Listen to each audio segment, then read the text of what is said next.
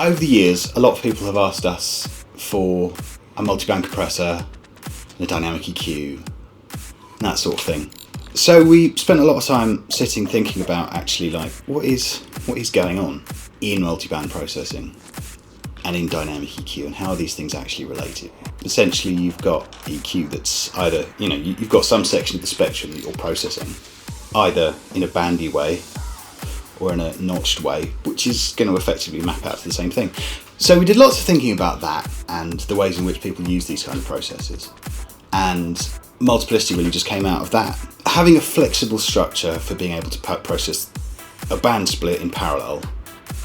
And I mean, it's oft lamented how hard it is to find a good digital crossover that's perfect. So we started with that. And then being able to add bands on before and after. And we realised that simply put, the parallel bands are a multiband compressor or expander, or whatever you need it to be. And the series bands are dynamic EQ. Yeah, that was Multiplicity.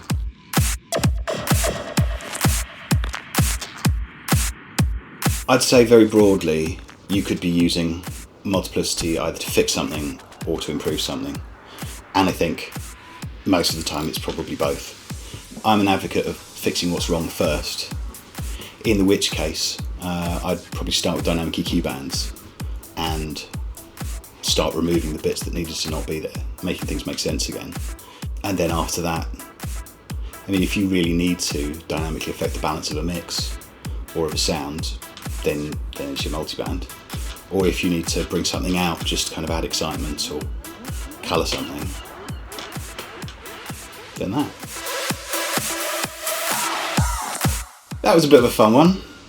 Christoph and I disappeared from the world for a week to the Canary Islands and hid out in a little villa that we rented for a week and just bashed the whole thing out.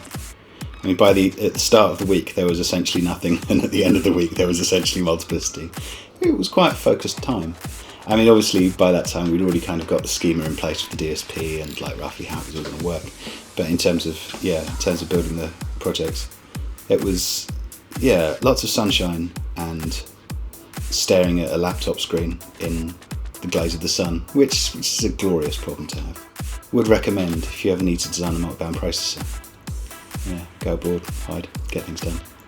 Yeah, like a boot camp. It was good. Our design process for products, especially something like Multiplicity, always involves thinking about what other processors there are around and what they can do and what makes them interesting and useful and important. Multiplicity obviously has a very strong leaning towards mastering application. And there are a few very obvious units in that space. It's actually been difficult for mastering engineers to replicate a lot of that functionality in the box, which really means that there's an extra round trip and some extra gear, and you could be saving all of that desk space for other lovely things. We started with the basic specs of the most advanced gear out there, and then we just kept adding on things where we could see, well, if it could do this, then we'd be able to do that. If I make that a bit more specific, let's see. So the mastering unit that I'm cryptically referring to has a set of modes where it can be either expanding multiband or compressing multiband, and it struck us as pretty obvious that you would obviously want to be able to do both. So being able to upwards expand below the threshold to sort of bring things up a little bit. I mean, there's a history and post of dynamics curves where you have a threshold with a dead band, and then you compress above that, and you limit above that, and you expand upwards below that, and then you leave everything alone. Well, that doesn't seem unreasonable, not really. So we had to make sure that that was possible with Multiplicity. And in implementing that removes quite a significant limitation of the piece of hardware that I'm cryptically alluding to. And in that sense, I mean, the control it gives you is just wonderful. You can actually really shape how something feels. You're actually being able to take your bands and get them moving together. And then also you've got your dynamic EQ bands on top, so you don't have to reach for another processor. You can just take your signal and go, right, that's wrong, fix. That's wrong, fix. And then, okay, let's reshape this and get it how we like it. Well, that work of the first 2 bands is done. It's not going to interact in some unexpected way.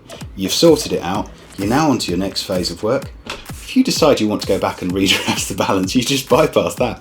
Go back to your previous bands, fix it, put everything back in again, and you're right where you want to be. There's a lot of things you can do with Multiplicity. It's quite fully featured to the point of being quite absurd.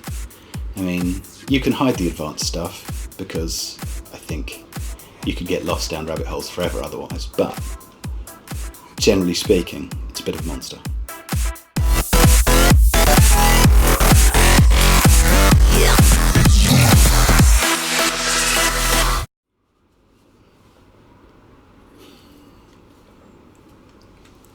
It's the FET from 1176.